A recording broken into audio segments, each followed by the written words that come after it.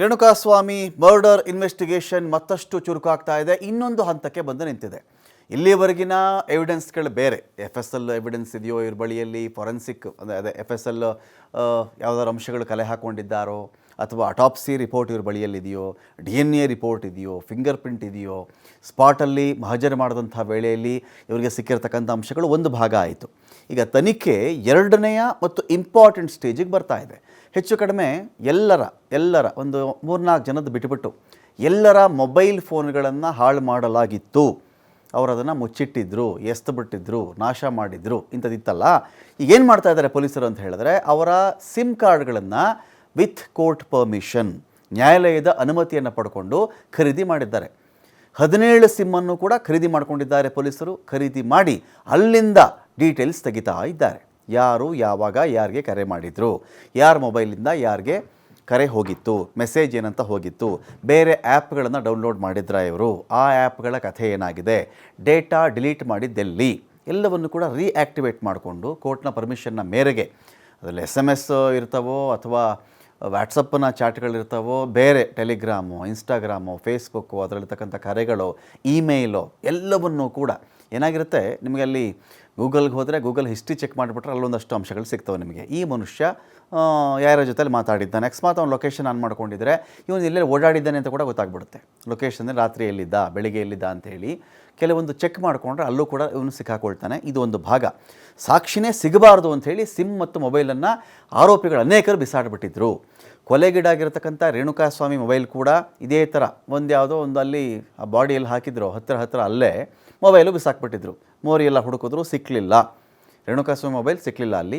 ಇದೀಗ ಯಾವ್ಯಾವ service providers ಇದ್ದರು, ಯಾವ್ಯಾವ ಕಂಪನಿಗಳ ಹೆಸರಲ್ಲಿ ಇವರು ಸಿಮ್ಮನ್ನು ಖರೀದಿ ಮಾಡ್ಕೊಂಡಿದ್ರೋ ಅದೇ ಕಂಪ್ನಿಗಳಿಗೆ ಅಪ್ರೋಚ್ ಮಾಡಿ ಸಿಮ್ಮನ್ನು ಖರೀದಿ ಮಾಡ್ಕೊಂಡಿದ್ದಾರೆ. ನಂಬರ್ಗಳನ್ನು ಮತ್ತೆ ಆ್ಯಕ್ಟಿವೇಟ್ ಮಾಡಿದ್ದಾರೆ.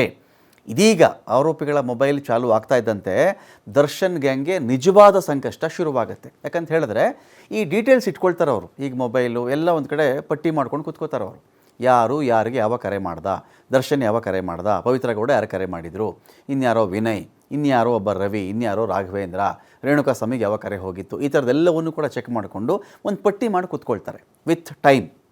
ಎಷ್ಟು ಗಂಟೆಗೆ ಇವನು ಕರೆ ಮಾಡಿದ್ದ, ಬಾಡಿ ಎಷ್ಟೊತ್ತಿಗೆ ಬಂತು. ಈಗ ಆಲ್ರೆಡಿ ಅವ್ರು ಏನೇನು ಮಾಡಿದ್ದಾರೆ, CCTV ಫುಟೇಜ್ ತೆಗೆದಿಟ್ಟಿದ್ದಾರೆ. ಇಂಥ ಕಡೆಯಿಂದ ಇಂಥ ಕಡೆಗೆ ಇವನು ಬಂದ, ಬಾಡಿನ ಇಂಥ ಕಡೆ ಸಾಗಿಸಿದ್ರು. ಈ ಸಾಗ್ಸೋಕ್ಕೆ ಮುಂಚಿತವಾಗಿ ದರ್ಶನ್ನು ಈ ಮೂವರಿಗೂ ಕರೆ ಮಾಡಿದ್ನಾ ಇಲ್ವಾ, ಬೇರೆಯವ್ರು ಕರೆ ಮಾಡಿದ್ರಾ ಇಲ್ವಾ, ಯಾರಿಂದ ಯಾರ ನಡುವೆ ಸಂವಹನ ನಡೀತು, ಇವ್ರು ಯಾವುದಾನ ಆ್ಯಪ್ ಬಳಸ್ಕೊಂಡಿದ್ರೆ ಅಲ್ಲಿಗೂ ಮೊಬೈಲ್ ನಂಬರ್ ಕೊಡಬೇಕಾಗತ್ತಲ್ಲ, OTPಗೋ ಇನ್ನೊಂದಕ್ಕೋ ಮತ್ತೊಂದಕ್ಕೋ, ಯಾವ ಆ್ಯಪನ್ನು ಇವನು ಬಳಸ್ಕೊಂಡಿದ್ದ, ಅದರ ಗುಮಾನಿ ಇರುತ್ತೆ ಅಲ್ಲಿ. ಒಬ್ಬರಲ್ಲ ಒಬ್ಬರು, ಸ್ವಾಮಿ ನನಗೆ ಇವನು ಫೇಸ್ಬುಕ್ಕಿಂದ ಕರೆ ಮಾಡಿದ್ದ ಹೇಳ್ಬಿಡ್ತಾನೆ. 17 ಜನದ ನಡುವೆ ಫೇಸ್ಬುಕ್ಕಿಂದ ಮೆಸೆಂಜರಿಂದ ನನಗೆ ಕರೆ ಮಾಡಿಬಿಟ್ಟಿದ್ದ ಸ್ವಾಮಿ ಅಂತನೊಬ್ಬ. ಇಲ್ಲ ಸ್ವಾಮಿ ಇನ್ಸ್ಟಾಗ್ರಾಮಿಂದ ನನಗೆ ಮೆಸೇಜ್ ಬಂದಿತ್ತು ಅಂತ ಒಬ್ಬ ಹೇಳ್ತಾನೆ. ಇನ್ನೊಬ್ಬ ಹೇಳ್ತಾನೆ ಇಲ್ಲ ಸ್ವಾಮಿ ಟೆಲಿಗ್ರಾಮಿಂದ ಬಂದಿತ್ತು ನನಗೆ ಅಂತ ಹೇಳ್ತಾನೆ. ಇನ್ಯಾವುದೋ ಸ್ನ್ಯಾಪ್ಚಾಟು ಇನ್ನೊಂದೋ ಮತ್ತೊಂದೋ ಅಲ್ಲಿಂದ ಬಂದಿತ್ತು ಅಂತ ಇನ್ನೊಬ್ಬ ಹೇಳ್ತಾನೆ. ಇಲ್ಲ ಸ್ವಾಮಿ ವೆಬ್ಬನ್ನು ಬಳಸ್ಕೊಂಡು ನನಗೆ ಮಾತನಾಡಿದ್ದ ಅಂತ ಹೇಳಿದ್ರು ಕೂಡ ವೆಬ್ಬಿಗೆ ಹೋಗ್ತಾರೆ. ಇವನು ಯಾವಾಗ ಆ ವೆಬ್ಬಿಗೆ ಎಂಟ್ರಿ ಕೊಟ್ಟಿದ್ದ, ಯಾವಾಗ ಆಚೆ ಬಂದಿದ್ದಾನೆ ಇವನು. ಸಾಕ್ಷ್ಯ ನಾಶ. ಎಲ್ಲರೂ ಅನ್ಕೋತಾರೆ ಬರೀ ರೇಣುಕಾಸ್ವಾಮಿ ಕೊಲೆ ಪ್ರೂವ್ ಆಗಿಬಿಟ್ರೆ ಸಾಕಾ ಇವರಿದ್ರಾ ಇಲ್ವಾ, ಇಷ್ಟು ಮಾತ್ರ ಇಂಪಾರ್ಟೆಂಟ್ ಅಂತ ಹೇಳಿ. ಸಾಕ್ಷ್ಯ ನಾಶ ಇದೆಯಲ್ಲ, ಇದು ಮರ್ಡರ್ ಮಾಡಿದ್ದಕ್ಕೆ ಈಕ್ವಲ್ ಆಗಿರ್ತಕ್ಕಂಥ ಅಫೆನ್ಸ್ ಅದು. ಅಂದರೆ ಅವ್ನು ಮಾಡಿರೋದು ನಿಜ ಅಂತ ಸಾಕ್ಷ್ಯ ನಾಶದ ಅವನ ಧಾವಂತ ಇರುತ್ತಲ್ಲ, ಯಾಕಪ್ಪ ಸಾಕ್ಷ್ಯ ನಾಶ ಮಾಡ್ದ ಅಂತ ಹೋದಾಗ ಇವನು ಮರ್ಡರ್ ಮಾಡಿದ ಸ್ವಾಮಿ, ಅದು ಸಿಕ್ಕಾಕೊಳ್ಬಾರ್ದು ಅಂತಲೇ ಎವಿಡೆನ್ಸನ್ನು ಡೆಸ್ಟ್ರಾಯ್ ಮಾಡೋಕ್ಕೆ ಇವನು ಹೋಗಿದ್ದ ಅಂತ ನ್ಯಾಯಾಲಯದಲ್ಲಿ ನ್ಯಾಯವಾದಿಗಳು ವಾದ ಮಾಡಿಬಿಡ್ತಾರೆ. ಇವನೇನು ಮಾಡಿಲ್ಲ ಅಂತ ಹೇಳಿದ್ರೆ, ಅಯ್ಯೋ ಡೆಡ್ ಬಾಡಿನ ಯಾರಾದರೂ ಬಿಸಾಕೊಳ್ಳಿ, ಯಾರು ಫೋನ್ ಆದರೂ ಕೇಳಲಿ, ನಾನೇ ಕೊಡ್ತೀನಿ ಅಂತ ಇವನು ಹೇಳ್ತಿದ್ದ.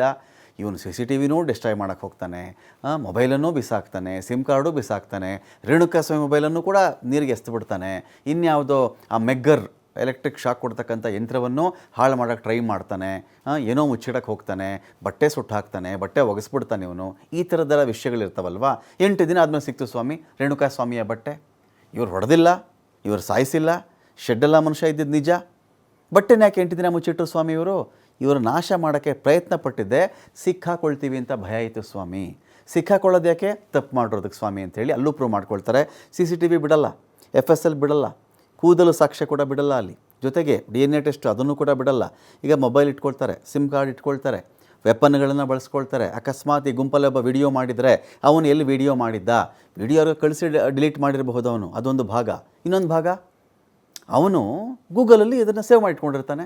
ಗೂಗಲ್ ಪಿಕ್ಸ್, ಗೂಗಲ್ ವಿಡಿಯೋ ಅಲ್ಲಿ ಹೋದರೆ ಸಿಕ್ಬಿಡುತ್ತಲ್ಲ. ಸಿಂಕ್ ಮಾಡಿರ್ತಾನಲ್ಲ ಅವನ ಮೊಬೈಲ್ ಮೆಮರಿಯಿಂದ ಆಚೆಗೂ ಕೂಡ ಅವನು ಈ ಗೂಗಲ್ ಮೆಮರಿಯಲ್ಲಿ ಇಟ್ಟಿರ್ತಾನೆ ಅದನ್ನು. ಅಲ್ಲಿಟ್ಟಿದ್ದಾಗ ಅಲ್ಲಿಗೆ ಮತ್ತೆ ಹೋಗ್ತಾರೆ ಇವರು, ಪೊಲೀಸರು ಹೋಗ್ತಾರೆ, ಏನೇನು ತೆಗೆದಿದ್ದ ಇವನು ಅವತ್ತು ಅಂತ ಹೇಳಿ, ವಿಡಿಯೋ ತೆಗೆದಿದ್ನ, ಫೋಟೋ ತೆಗೆದಿದ್ನ, ಅಲ್ಲಿ ಸಿಕ್ಕಿಬಿಡುತ್ತೆ. ಸಿಂಕ್ ಅಂತ ಆಪ್ಷನ್ ಕೊಟ್ಟ ತಕ್ಷಣ ಫೋನ್ ನಂಬರ್ ಎಲ್ಲ ಬರ್ತಾವೆ ತಾನೆ. ಒಂದು ಮೊಬೈಲಿಂದ ಇನ್ನೊಂದು ಮೊಬೈಲ್ ನಾವು ಚೇಂಜ್ ಮಾಡ್ಕೊಳ್ಬೇಕು ಅಂದರೆ ಏನು ಮಾಡ್ತೀವಿ? ಈ ಮೊಬೈಲ್ ಹಾಳಾಗಿದೆ ನೋಡಪ್ಪ, ನಂದು ಗೂಗಲಲ್ಲಿ ಎಲ್ಲ ಸಿಂಕ್ ಮಾಡಿಟ್ಟಿದ್ದೀನಿ, ಅದನ್ನು ಡೌನ್ಲೋಡ್ ಮಾಡ್ಕೊಡಪ್ಪ ಅಂತೀವಿ, ಇಲ್ಲ ನಾವೇ ಡೌನ್ಲೋಡ್ ಮಾಡ್ಕೊಂಡು ಕೂತ್ಕೋತೀವಿ. ಎರಡೇ ತಾನೇ. ಇದೇ ಕೆಲಸ ಪೊಲೀಸರಿಗೆ ಮಾಡ್ತಾ ಇದ್ದಾರೆ. ಇದು ನಿಜವಾದ ಟೆಸ್ಟು ದರ್ಶನ್ ಆ್ಯಂಡ್ ಎಂಟೈರ್ ಗ್ಯಾಂಗ್ಗೆ. ಈ ಸಿಮ್ ಕಾರ್ಡ್ ಕಥೆಗಳಿದೆಯಲ್ಲ, ಇದು ಅಂದುಕೊಂಡಷ್ಟು ಈಸಿ ಅಂತೂ ಇಲ್ಲ. ಇಲ್ಲಿ CCTV ಫುಟೇಜು ಬರುತ್ತೆ, ಸಿಮ್ ಕಾರ್ಡು ಬರುತ್ತೆ, ಮೆಸೇಜು ಬರುತ್ತೆ, ಡೆಸ್ಟ್ರಾಯ್ ಕೂಡ ಬರುತ್ತೆ, ಎಲ್ಲವೂ ಬರುತ್ತೆ. ಹಾಗಾಗಿ ಪವಿತ್ರ ಗೌಡ, ದರ್ಶನ್ ಇವರಿಬ್ಬರ ಹೆಸರಲ್ಲಿ ಹೊಸ ಸಿಮ್ಮನ್ನು ಖರೀದಿ ಮಾಡಿಕೊಂಡಿದ್ದಾರೆ. ಇನ್ನು 17 ಆರೋಪಿಗಳ ಹೆಸರಲ್ಲಿ ಡೂಪ್ಲಿಕೇಟ್ ಸಿಮ್ಮನ್ನು ಖರೀದಿ ಮಾಡಿಕೊಂಡಿದ್ದಾರೆ. ಹಾಗಾಗಿ ಈ ಎಲ್ಲವೂ ಕೂಡ ದರ್ಶನ್ ಕೊರಳಿಗೆ ಉರುಳನ್ನು ಬಿಗಿ ಮಾಡ್ತವೆ ಹೊರತು ಸಡಿಲ ಅಂತೂ ಮಾಡಲ್ಲ.